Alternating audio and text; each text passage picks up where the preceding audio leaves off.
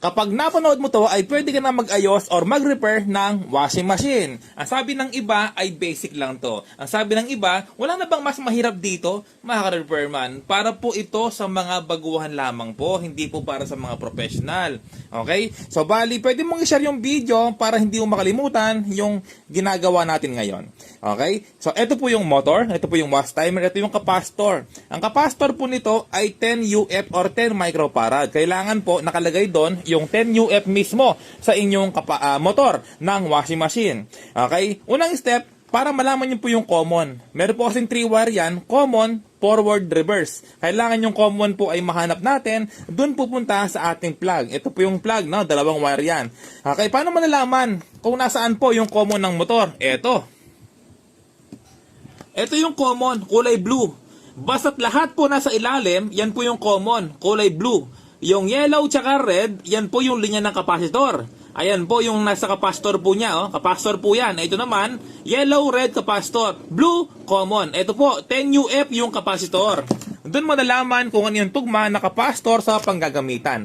Okay, halimbawa, nasira yung capacitor mo, wala kang mahanap natin. Pwede kang gumamit ng 9 microfarad. Pwede kang gumamit ng 11 microfarad. Wag lang 12, mataas na yon. Basta 1 point lang, more or less, ay wala, ayan po, kaya meron siyang plus tsaka minus. Okay, plus tsaka minus po, pwede kang gumamit ng 9 or pwede kang gumamit ng 11, no? Kasi nga, 10 UF po ito. Okay? Wag lang gumamit ng 12 tsaka 15, ha? Mataas po yon. Ito na, yung common po ay kulay blue. Ito yung mahanapin natin, no? Tapos, ilalagay po dito sa blue. Or kahit na magkabaliktad, walang problema, no? Kasi walang polarity po yung AC. Ibig sabihin ng AC, alternating current.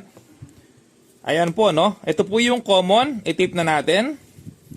Tapos, ito yung wash timer. Yung wash timer po ay may dalawang wire. 3 wire pala. Itong dalawang wire na sinasabi ko, ito yung forward tsaka reverse, yung magkadikit. Yung nakahiwalay naman po, ito yung common. Yung common, ang ilalagay po natin dito. Sa kabila naman po ng ating plug. Ito. Yung isang plug naman ng wire, line 1, nakalagay na po sa common ng motor. Yung line 2, ito po siya, yung common ng wash timer. Pwede mong share yung video para hindi mo makalimutan, no? Para kapag hinanap mo siya, ay madali mo siyang mahanap kasi nga po nakashare sa inyo. Ayan, okay na, no? Tapos, sunod na gagawin natin, yung forward tsaka reverse, ilalagay po dito. Ayan, no? Yung yellow tsaka red. Ayan po, pansin nyo, tugma yung wire ng wash timer, yellow tsaka red. Okay? So, ulitin ko lang, no? Kahit magkabaliktad, wala yung problema.